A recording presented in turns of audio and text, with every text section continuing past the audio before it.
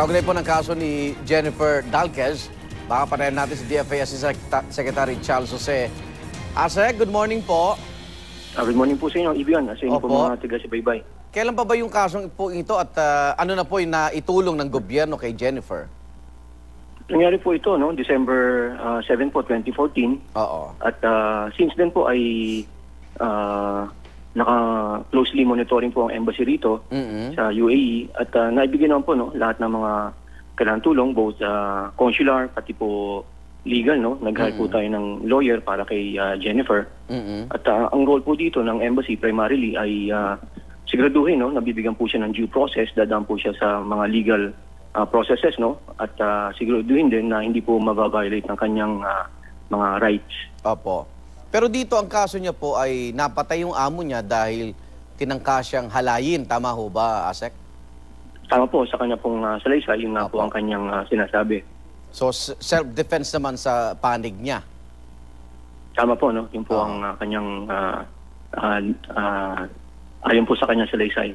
Kailan po siya nakatakdang kung matutuloy man na wag sana, no, na bitayin po, Asek?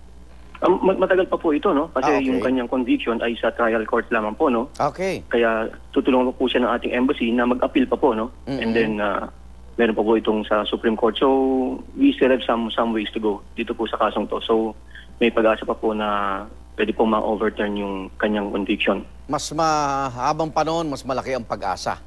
Tama ho ba? Tama po, no? Kasi may mga legal processes pa pong dadaanan.